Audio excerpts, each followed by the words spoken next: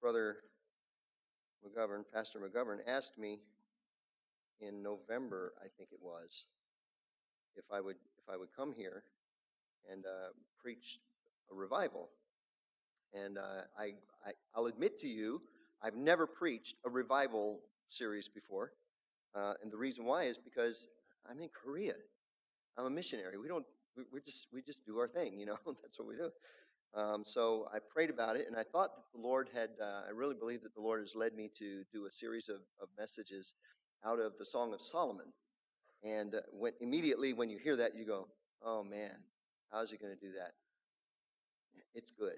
It really is good. It's a good book. So if you will, turn to the book of Song of Solomon. I'll give you just a few minutes to find that. Most people don't read that book. They just kind of pass right through there quickly. But turn there. I would like us to stand. In my church, we stand and we read the scriptures together. And then I pray and then we sit. So that's kind of what I'm used to doing. I've done that for so many years that I would feel like I need to do that in order for it to get off on the right foot. But we're only going to read one verse. We'll read it together. Song of Solomon, chapter 1, verse 1. And I still see some people turning. And so we'll just wait for just a few minutes. In my church, we're a military church. And people come and go. In fact, I get a brand new congregation every year. And I'm not kidding you. Every year, a whole new group of people. And they come in from all kinds of different churches in the States, carrying all kinds of different translations in the States. And so in order to get us all on the right page, I started doing this. And so now I'm used to doing this, and I have to do this because that's what I do. So Song of Solomon, chapter 1, verse 1. Let's read that together, then I'll pray, and then we'll be seated. The Song of Songs, which is Solomon's. See, that wasn't so bad, was it? Let's pray. Lord, thank you for your word. Thank you for the opportunity to look into it, to see what you have for us this morning. I pray that you bless this week. Bless every message. As you've directed, help me, Lord, to deliver it. Help your people to listen, Lord, with their hearts open and ready to receive. We commit this to you in Jesus' name. Amen. You may be seated. Like I said, I want to bring a series of messages from the Song of Solomon. And if there's a theme for the week, it would be simply, how's your love life? I'm going to ask you that question, I don't know how many times throughout the course of this revival meeting. How's your love life? I'm not talking about your love life with your wife or your husband. That should be good. I hope it's good. But how's your love life with the Lord? Now, as I examine preaching, I find that there's really about three different approaches that a preacher can take to a message. He can take an evangelistic approach. I like to call it the courtroom approach, where the preacher turns the room into a courtroom and he preaches the law of God and brings everybody under condemnation for their sin. And then after that, he explains how Jesus is the payment for the sin and challenges people to accept that payment. I like to call that the evangelistic or the courtroom approach. Another approach that you can take, I like to call it the educational approach or the classroom approach, where the preacher will take some doctrine or passage of the scripture and literally take it apart and reassemble it and teach it and show how it all fits together. And at the end, the idea is so that the student, which would be, of course, everyone else, would listen to that and figure out how it all goes together and figure out how they can actually use this in their life. And then, thankfully, hopefully, they'll actually go out and do that. A third approach, which I think is more along the lines of this message, is what I like to call the devotional approach, where you turn the room in kind of a lover's lane and you lift up the Lord Jesus Christ and you exalt him for his greatness and his beauty. And as you begin to preach in that style, then everyone gets a glimpse of who Christ is and his glory, and they fall in love with him all over again. That's what I think this week is going to be for us. I want you to see Christ in this book and see the love that he has for you, and hopefully challenge you to have a deeper love for him. Now, there are in the Old Testament 5 books that we call the poetic books. The first book, does anybody know? The book of Job, okay? Each of these 5 books holds a secret, kind of a theme or a key, a secret that we learn from it. And in the book of Job, We get the secret to suffering. I remind you, it's in the book of Job where Job says this. He says this about God. He says, though he slay me, yet will I trust in him. Now that's faith. No matter what God does, no matter how bad it gets, I'm going to trust him. I'm going to trust him. Then you move from the book of Job and you get into the very next book, the book of Psalms. And it's in the book of Psalms where we learn the secret to worship. One of my favorite verses in the Psalms has to deal with worship. It's in Psalm 95 or Psalm 96, somewhere around there, where he begins to speak of worship. And he says, I will worship. It's on 138. I will worship toward thy holy temple and will praise thy name for thy loving kindness and thy truth. And we learn the secret of worship in the book of Psalms. And then you go from Psalms to Job to Psalms. And then the next book you come to is the book of Proverbs. The book of Proverbs holds the secret to wisdom. And it's written in Proverbs several times where you can find statements about wisdom. The book is filled with wisdom. You have a couple of chapters where wisdom is personified and speaks to us. But a good example would be in Proverbs chapter 9 and verse 10, where he says this, the fear of the Lord is the beginning of wisdom. And then after Proverbs, you come to Ecclesiastes. I encourage you to read through Ecclesiastes in one sitting. Don't stop in the middle. It's depressing if you do that. Get to the end, because it's at the end of the book where you find the secret of Ecclesiastes. Where at the end of the book in chapter 12 and verse 13, he writes and he says, let us hear the conclusion of the whole matter. Fear God and keep his commandments, for this is the whole duty of man. And right there we learn the secret of contentment. No matter what life throws at you, no matter what you go through, no matter how good or how bad it may be, what is my duty?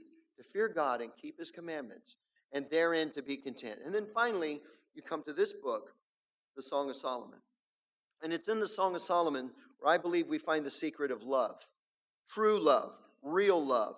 A good example of that would be in Song of Solomon chapter 2 and verse 4. If you have a marker, just go ahead and stick it in this book. We're going to be here all week, okay? So just stick it in there, and we'll be back to this book time and time again. But in chapter 2, verse 4, he writes and he says, he brought me to the banqueting house, and his banner over me was love. So it's in this book that we find the secret to true love,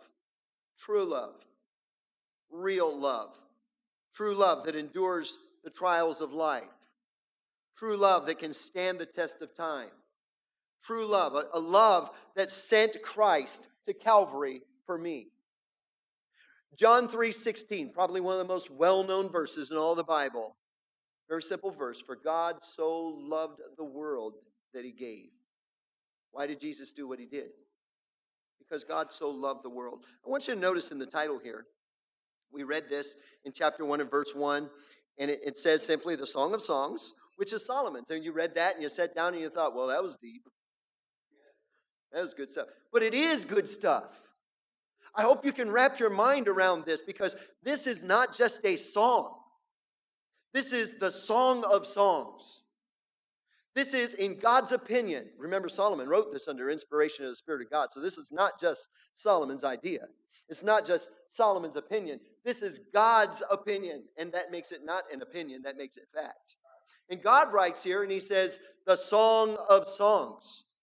This is the chief song, the best song. There have been millions, probably billions of love songs written.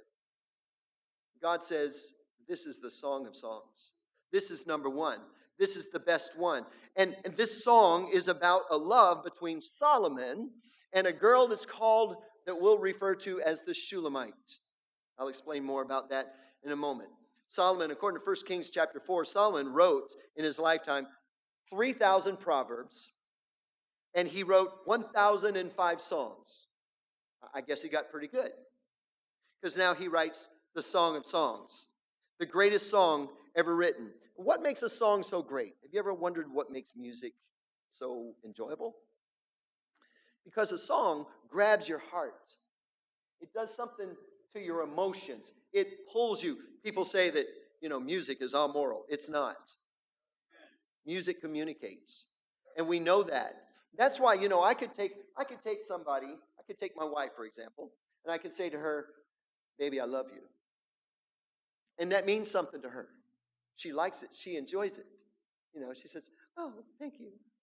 Or I can look at her in my best singing voice, say, "I love you."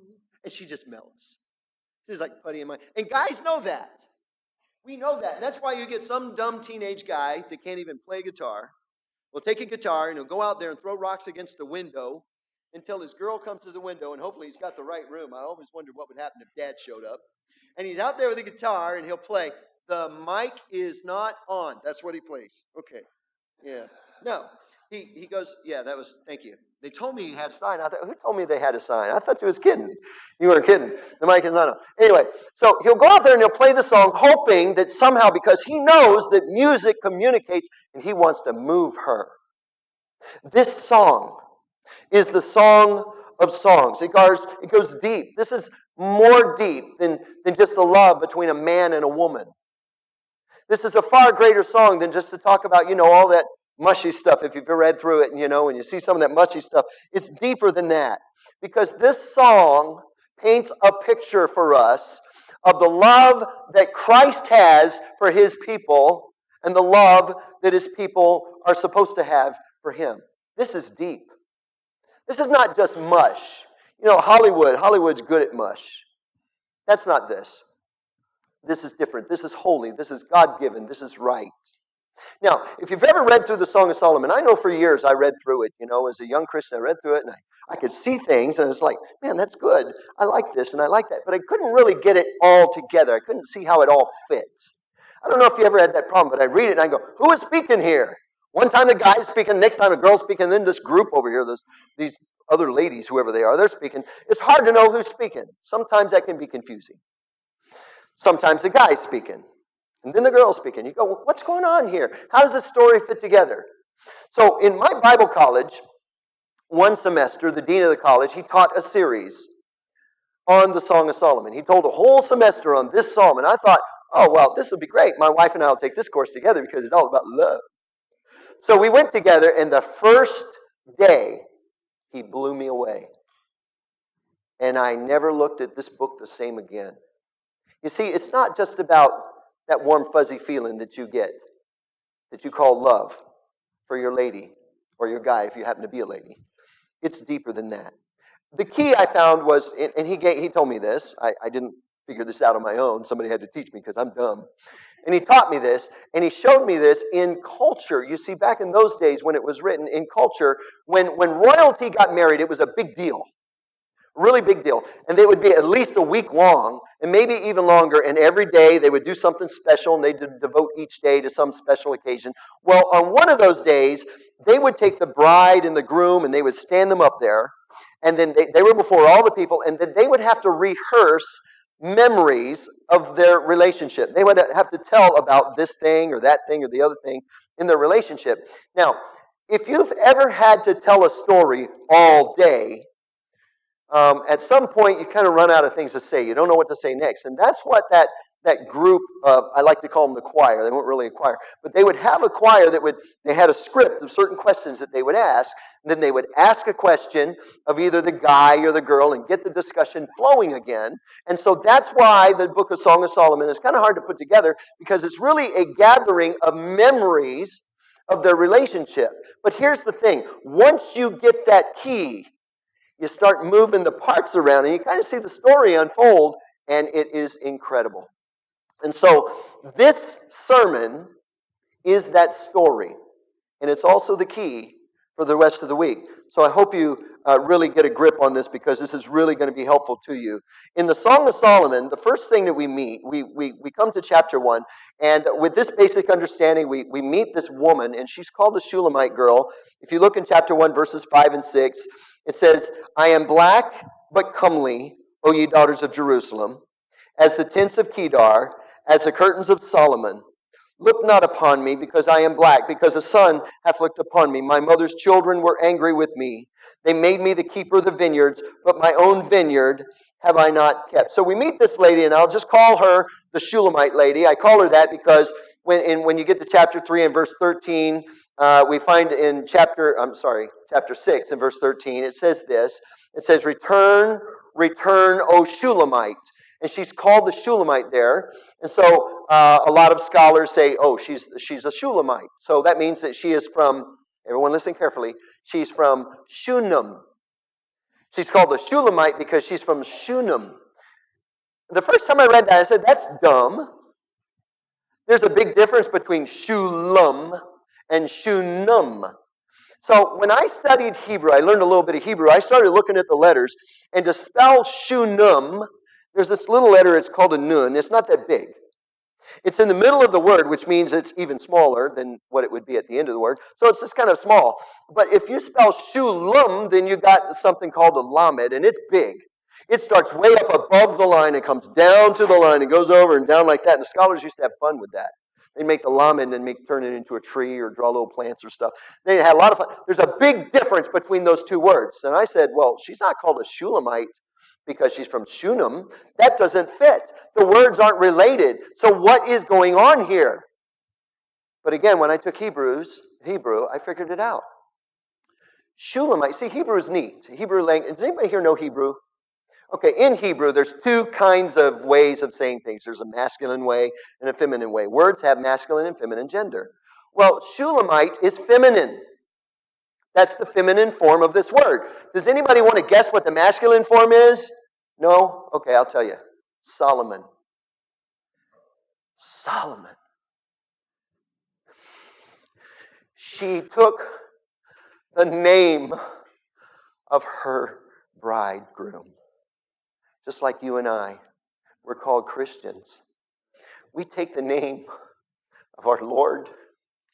We're called Christians because He's Christ. She took the name of Solomon and she's called the Shulamite. And you say, wow, that's good. It gets better. It gets so good. Because this woman, if you read in chapter 1, in verse 5 and 6, you find this lady. She's out there working in the field.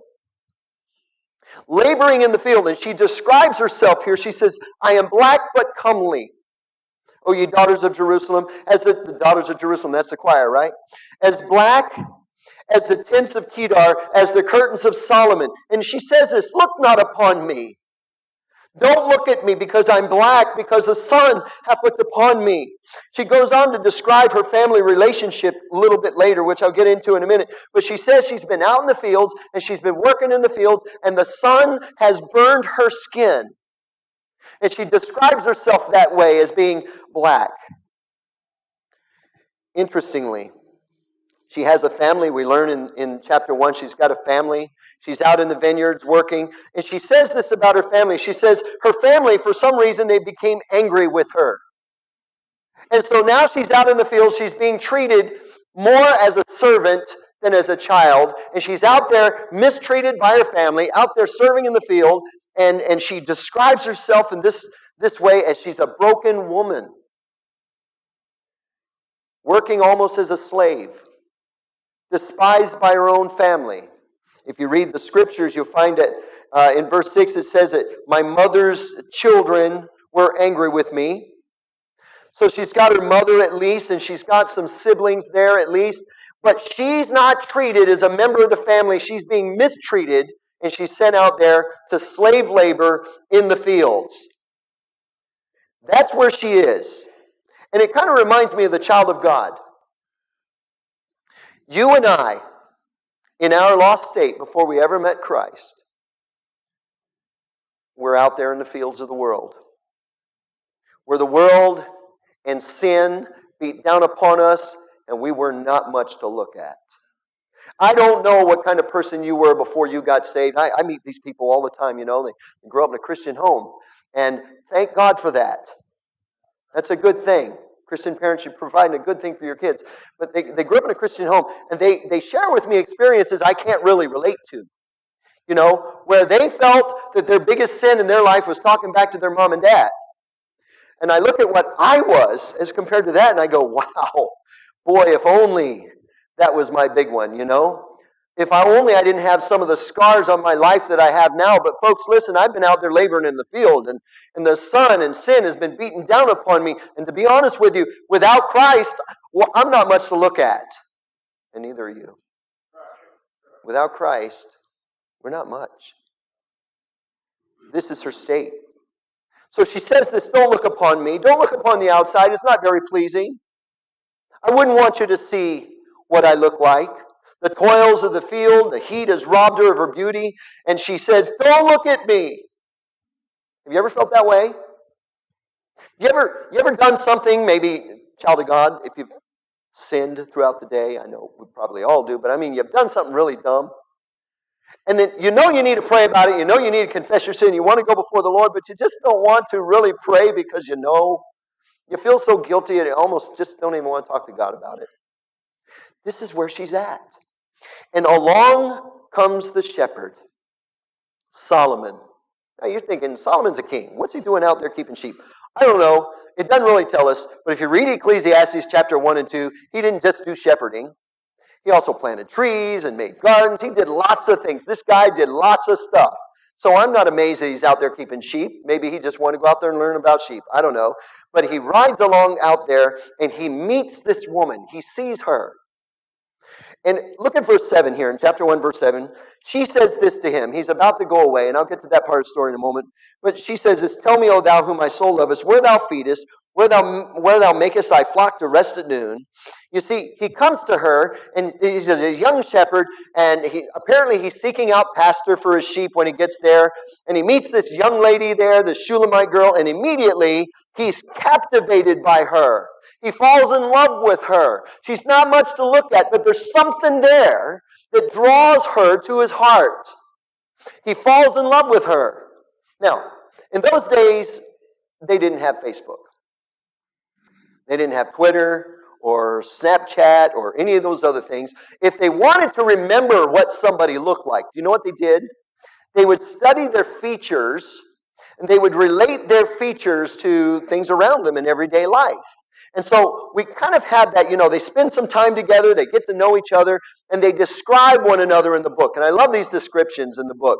If you look at Song of Solomon, chapter 4, turn over there, chapter 4, verses 1 through 7. And here we have a description. This is what he says of her. This is what he says about her. He says, behold, thou art fair, my love. Behold, thou art fair. Thou hast dove's eyes within thy locks. Thy hair is as a flock of goats that appear from Mount Gilead. Thy teeth are like a flock of sheep that are even shorn, which came up from the washing, whereof every one bare twins, and none is barren among them. Thy lips are like a thread of scarlet, and thy speech is comely.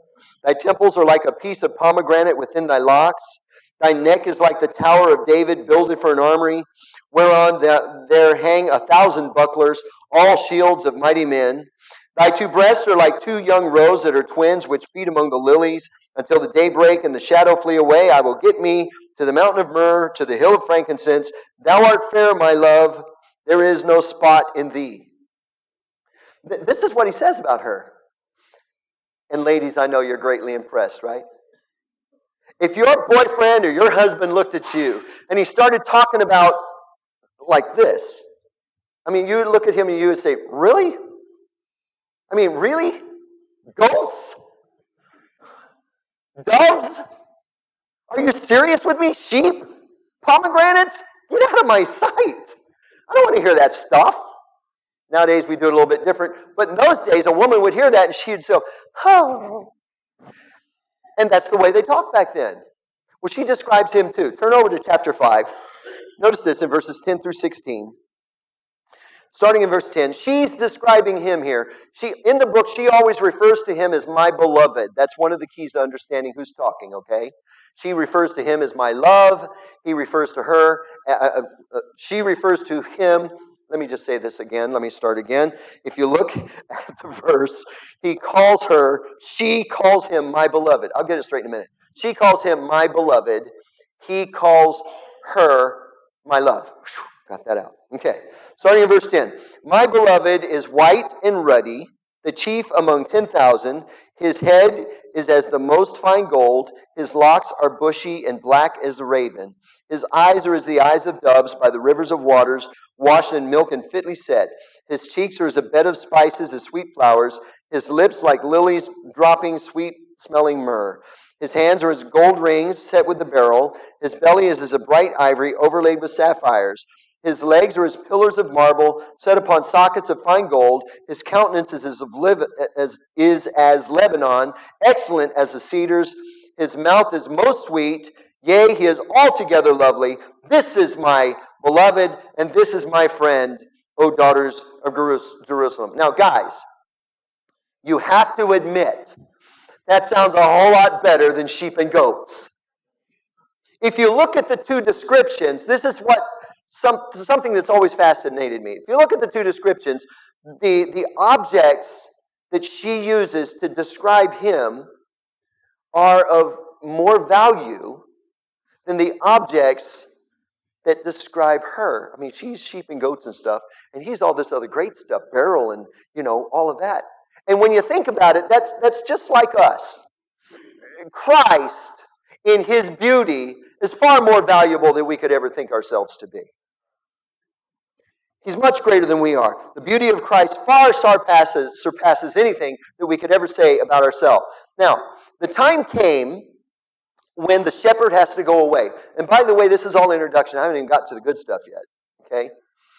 The time comes that the shepherd has to go away, and he has to leave her. He doesn't want to leave, but apparently he needs to. Maybe he's got other kingly duties to do somewhere else.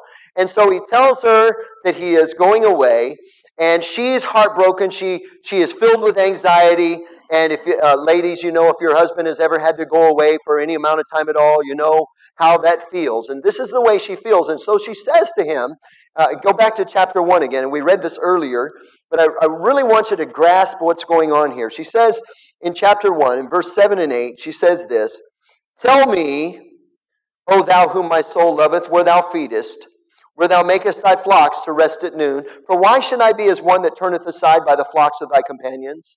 This is her question to him. Tell me where you're going. Tell me where you're going to be with the sheep. I want to know where you are. And here's his answer. Look at verse 8. "If thou know not, O thou fairest among women, go thy way forth by the footsteps of the flock, and feed thyself and feed thy kids beside the shepherd's tents." Did you get what she said? If you want to find me, follow the footsteps of the sheep. Why? Because a sheep follows a shepherd, right? That's the way that works. That's why he's called a shepherd. He leads the sheep. So guess what? You are a sheep. And you're supposed to follow the shepherd. And if you don't, other people that are looking for the shepherd will not be able to find him because you won't be leading him the right way. And this gets better. This gets much better. You see, because in her heart, she wants no other shepherd. She doesn't desire anybody else in her life. She just wants him. That's all she wants. That's all she cares about. She doesn't say, "Where are you going? Tell me where you're going, because, if you're leading me somewhere that I want to go, that I might enjoy, well, then I'll follow you." She doesn't say that. She doesn't say, "Tell me what it's like there. Is there nice green grass and plenty of good water? Is it comfortable there? Because if you lead me to a place of comfort, then maybe I'll follow you there." She doesn't care where he goes. She doesn't care what it's like. She just says, "I want to be with you. Tell me where you're going so I can be with you, because no other shepherd will serve. No other shepherd will work in my life. It must be you." Now, Christian, a lot of us are just like that. The Lord says, "I want you to do this, I want you to do that." We don't like it. We don't want to follow him there. That's not her heart. How's your love life? How's your walk with the Lord? How do you see the Lord? She wants no one else. What is your desire for Christ like? I really believe that the reason why we do some of the dumb things that we do is because we just don't put the Lord number one in our life. We don't love him the way we should.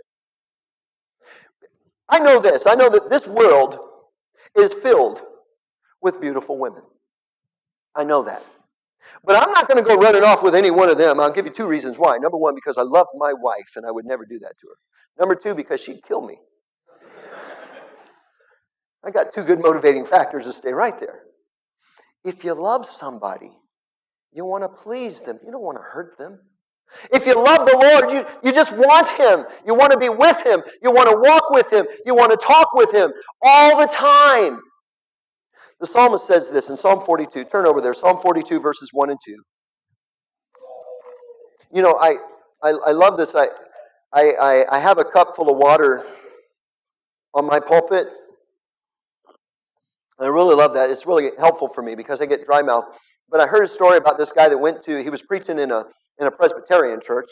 I probably shouldn't have been there, but he did. And there was a glass of water there, and he picked it up and he drank it, and everybody looked at him real funny. And he said, "What's wrong? What did I do wrong?" They said, "You just drank the baptistry." Moving on. Where was I? Psalm 42, and verses 1 and 2. Notice this. As the hart panteth after the water brooks, so panteth my soul after thee, O God. My soul thirsteth for God, for the living God. When shall I come and appear before God? This is what the psalmist says. We have a song in our songbook. I don't know if it's in yours or not. As the deer panteth for the waters, or something like that. It comes from this psalm. It comes from this, right? And Christians all over the world stand to sing this song. And I wonder if we really mean it sometimes. Do we really thirst for God? Do we really hunger to be with Him? Because if we did, we wouldn't have any problems dragging ourselves out of bed in the morning to read our Bibles, because we want Him to speak to us. We wouldn't have any problem spending a little bit of time with the Lord in prayer because we want to share our lives with Him. We wouldn't have so many struggles with sin because we know sin separates us from God. And we want to be in fellowship with God, so let's get rid of sin so we can be in fellowship with God, but we don't love Him enough. And so there are so many other things that attract us in the world. This Shulamite woman, she says, tell me, where are you going? How can I be with you? Well, just follow the sheep. Do you long for the presence of the Lord? How's your love life? How's your walk with Him? So he leaves. We don't know how long he's gone. All we know is that she's described in the book as waiting and working and watching and hoping that someday he would return. And then one day it happens. Turn over to chapter 3. We have a description of this occasion, but in chapter 3, verses 6 through 11, she lifts up her eyes and she looks, and here's what it says. Who is this that cometh out of the wilderness like pillars of smoke, perfume with myrrh and frankincense, with all powders of the merchant? Behold his bed, which is Solomon's. 80 valiant men are about it, of the valiant of Israel. They all hold swords, being expert in war. Every man hath a sword upon his thigh, because of fear in the night.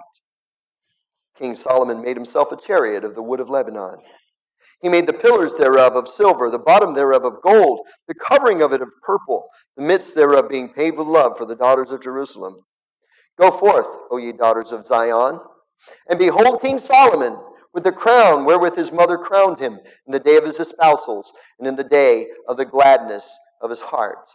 One day, she's out there working in the fields, and she looked up and she sees this procession coming. And there's 60 soldiers out there around a bed, but the bed is empty. Now, the book doesn't describe this to us, but I imagine that it just came right up to where she was. And somebody in that procession went, young lady, get in the bed. This is for you. You're going home. And I imagine she said, wait a minute. I'm waiting for my shepherd lover. Where is he? And then she looks up, and there he is. King Solomon. Oh, it's you. Now, what we read here is a description not of that moment, which had to happen for this description to be true. But what we read here is a description of them riding into Jerusalem later. We know that because at the end of it, in verse 11, it says, Go forth, O ye daughters of Zion, and behold King Solomon. They're riding into the city now in all the pomp and circumstance, and she is there in that bed riding into the city, and the challenge goes forth. She's been out in the fields working, but the time has come, and he comes and he takes her home. He's not a shepherd anymore. When he came the first time, he was a shepherd. Are y'all getting this? When he comes the second time, he's going to be king. He comes and he takes her home. And he takes her in. They go into Jerusalem there, and I imagine he takes her to the palace. And he goes in, and there'll be more about that later on this week. I don't have time for all of this today. They go in, and she walks into the banqueting room there, and I imagine there's in my mind, Jim's imagination, there's a long table there. And there's places set for everybody to sit, and there's one chair there, and she knows it's hers because it's marked. The banner over me is love. And she knows that that's her spot because she knows that he doesn't love anybody else. He only loves her. And she loves him. The king that had come to woo her love as a shepherd returned as a king. And she's gone away with him. He'd not forgotten her. He kept his promise. He said, I'm going away, but I'm going to come again. And he did. And he took her home. Now, here's the message. That was all introduction. Isn't that great? Here's a message. You're saying, wow, you can do that. You only got 5. What did you say this morning? You only got 2 minutes, brother. I don't know. But we can't eat lunch until I'm done, so hang on. All right? And I really do, I wish I had more time to share this amazing story. And throughout the week, I'm going to share some things from the story to you. How the bride, she returns to her home with the king, and she enjoys a communion with him with on the mountain of spices that's described in the book. It's a picture of our communion with the Lord. It's beautiful. If you don't know the book, get into the book, read the book, study the book, fall in love with Jesus, because he surely loves you. You see the Shulamite lady here who has been blackened by sin, and he gave her a veil, and she's covered up now, and they come into the city, and she rides in with him, not blackened by sin anymore, but covered in honor and humility. They come into the city. And when I read that, I'm amazed every time that Christ sees something in me. I don't know what it is, because when I look at me, I don't like me. Sometimes I wonder what my wife ever saw in me. Now I know. I'm handsome.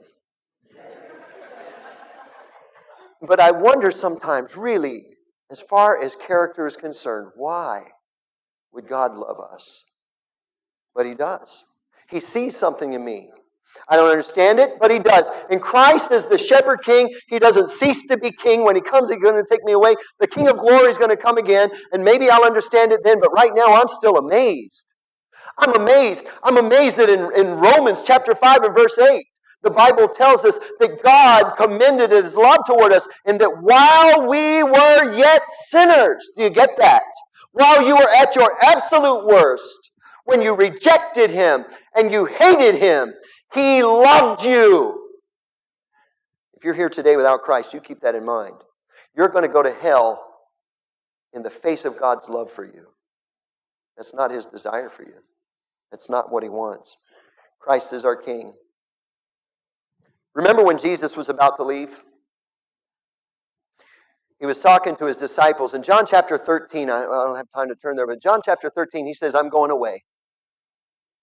And you can't follow me yet. I'm going to leave, but you can't follow me yet. His disciples are distraught. They're filled with anxiety, kind of like the Shulamite woman was when he said, I'm leaving.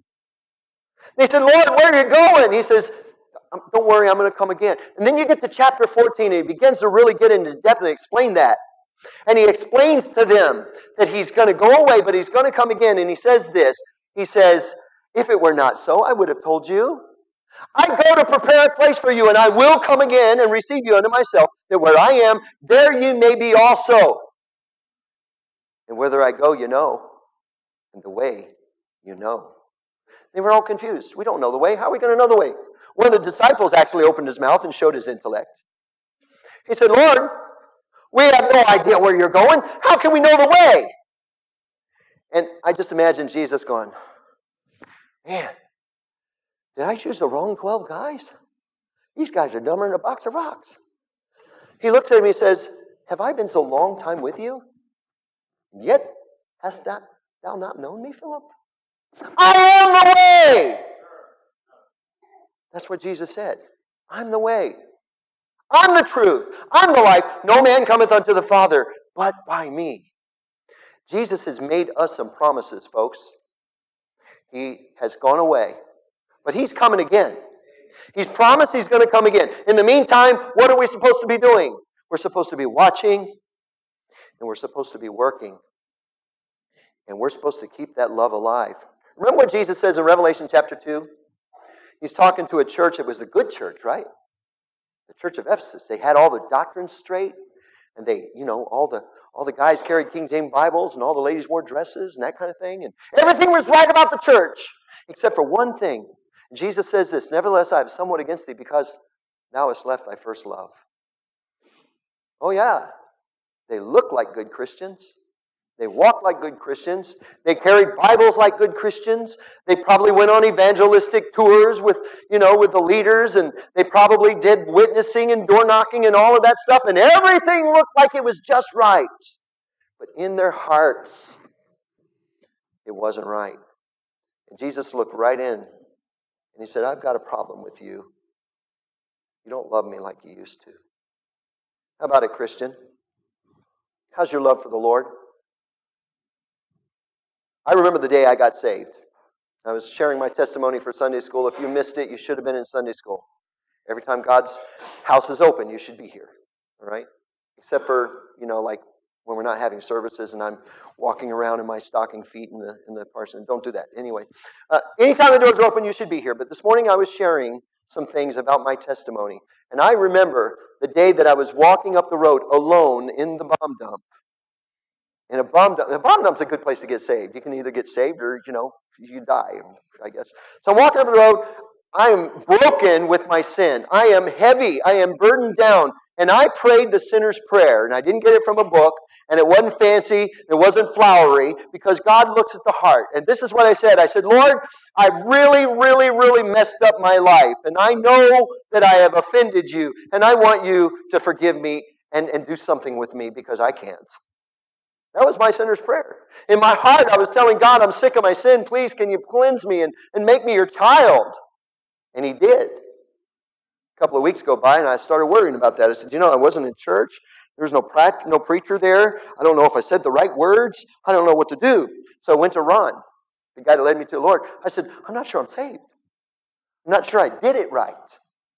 He said, what do you think you have to do? I said, well, I don't know. I guess there's probably some formula, something you have to say, or, I don't know, Hail Marys or something. I don't know. He goes, you don't have to do anything. All you got to do is trust Jesus and ask Him to forgive you. Did you do that? Yes, I did that. He said, well, then take Him at His word. Believe the promise. I challenge you this morning. Take Him at His word. Believe the promise. He's coming again, Christian. Wait, work, and love Him. Let's all stand, every head bowed.